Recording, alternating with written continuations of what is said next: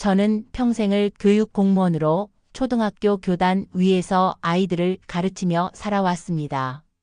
매년 새 학기가 시작될 때마다 들리던 아이들의 발소리, 교실을 가득 메우던 웃음소리, 그리고 깨끗이 칠판을 닦아놓고 다음 날을 준비하던 그 정겨운 풍경들이 제 삶의 대부분을 이루었습니다.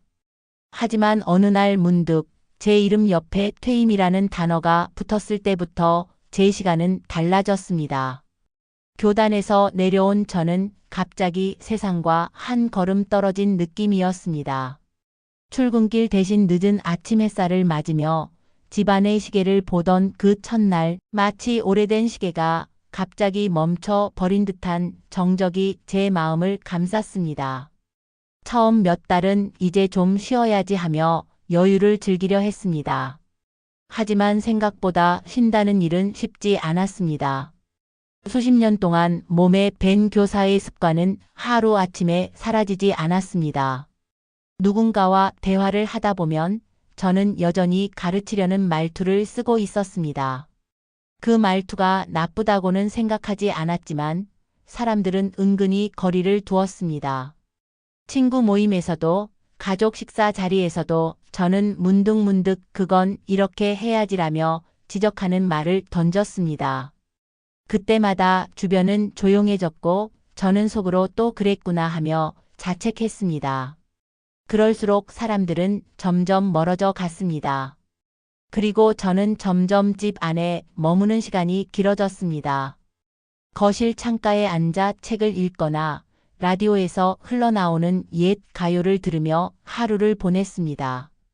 처음엔 편안했지만 그 고요함은 이내 외로움이 되었습니다. 아무리 좋은 음악도 아무리 흥미로운 책도 결국 사람의 온기를 대신할 수 없었습니다. 무언가를 배우고 싶다는 마음보다 누군가와 말을 나누고 싶다는 그리움이 더 컸습니다. 그래서 저는 복지관으로 향했습니다. 입구에 들어서자 커다란 현수막이 붙어 있었습니다. 어르신 프로그램 모집 노래교실, 컴퓨터 배우기, 건강체조, 서예, 공예 등. 저는 노래교실과 컴퓨터 배우기를 신청했습니다. 사실 배움보다 사람을 만나고 싶었습니다. 누군가와 인사를 나누고 점심을 같이 먹고 그냥 그런 평범한 일상을 다시 느끼고 싶었습니다. 첫날 노래교실 문을 열자마자 귀를 찢을 듯한 트로트 소리가 쏟아져 나왔습니다. 강사는 무대 위에서 마이크를 잡고 힘찬 목소리로 자, 우리 어르신들, 목청을 활짝 펴고 따라 불러요. 하고 외쳤습니다. 저는 어쩔 줄 몰랐습니다. 그 흥겨운 분위기가 어색하기만 했습니다. 내가 여기에 왜 있지? 라는 생각이 잠시 스쳤습니다.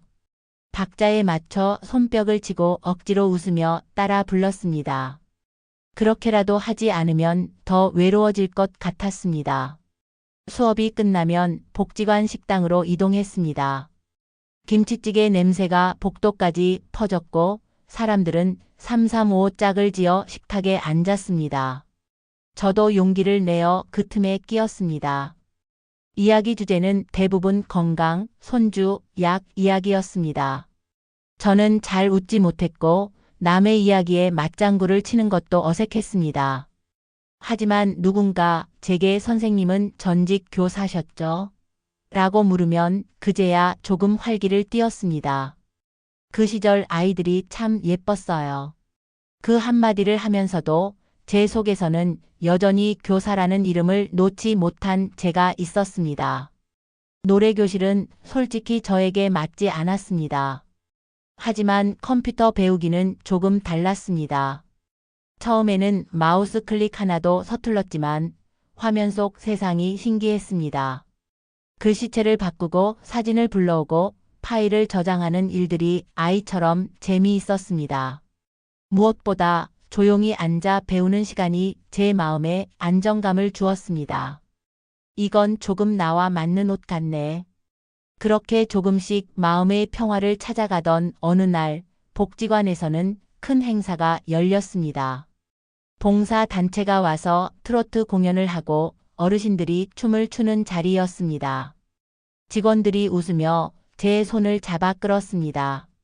선생님, 잠깐만 와서 보세요. 재밌어요. 그 말에 이끌려 강당으로 들어갔고 어쩌다 보니 맨 앞자리에 앉게 되었습니다. 마이크 소리는 너무 컸고 제 귀에는 음악보다 스피커에 찢어지는 소리가 먼저 들어왔습니다. 사회자가 외쳤습니다. 이제 춤 한 판 갑니다. 다 같이 일어나요. 우리 젊게 살아야죠. 사람들은 서로 눈치를 보며 웃기만 했습니다.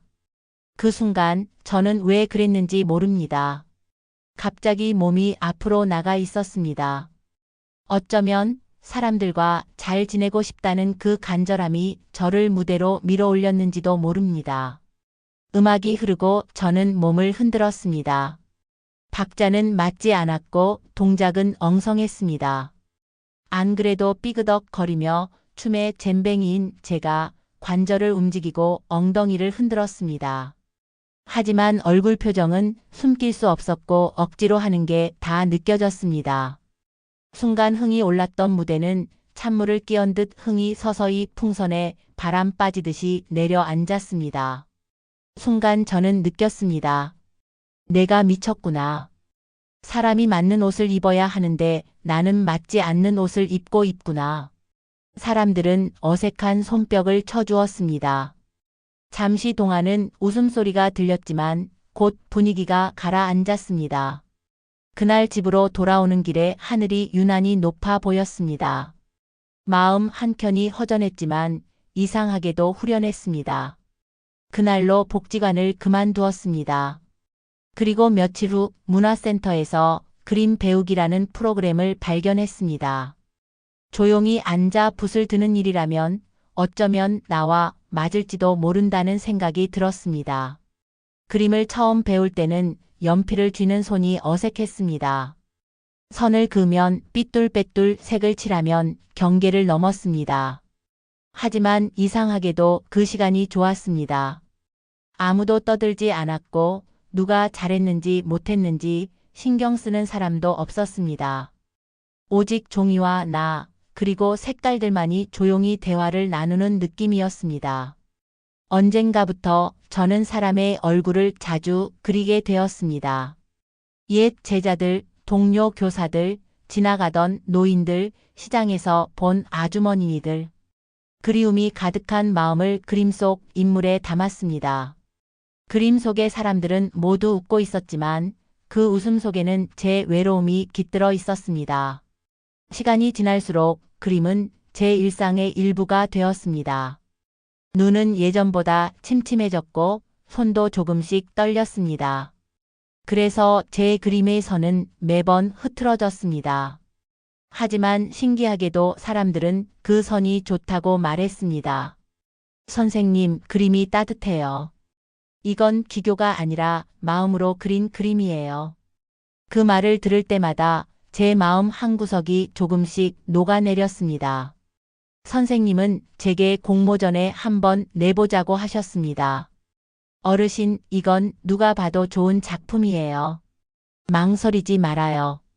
저는 그저 웃으며 에이, 나는 그런 사람 아니에요. 했지만 선생님은 끝내 제 그림을 접수했습니다. 그리고 얼마 후 저는 뜻밖의 전화를 받았습니다. 축하드립니다. 입상하셨어요. 전화기 너머의 목소리가 믿기지 않았습니다. 내가 상을 받았다고? 그날 저녁 가족들에게 그 소식을 전하자 아이들과 손주들이 손뼉을 치며 말했습니다. 우리 할머니 화가야. 얼마 뒤 그림 선생님이 인사동에서 개인전을 열게 되었다며 제게 말했습니다. 어르신, 조그만 그림 하나만 제가 걸고 싶어요. 처음엔 그저 미소 지었지만 선생님이 진심이라는 걸 느끼고 허락했습니다. 그림은 사람이 여러 명 그려진 작품이었습니다. 외로울 때마다 그려 넣었던 사람들, 그리움의 얼굴들이 모여있는 그림이었습니다.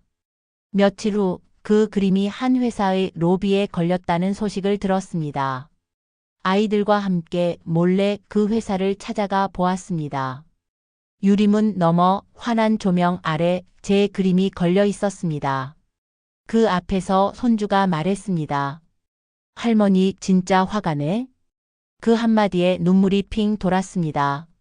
오래전 교사로 불리던 이름 대신 이제는 화가라는 이름으로 불리고 있습니다. 지금 저는 매주 문화센터로 향합니다. 화려한 스카프를 두르고 붓을 챙겨 조심스레 걸음을 옮깁니다. 길가에 핀 국화 향기가 바람에 실려 코끝을 스칩니다. 이제는 사람에 대한 그리움이 예전처럼 아프지 않습니다.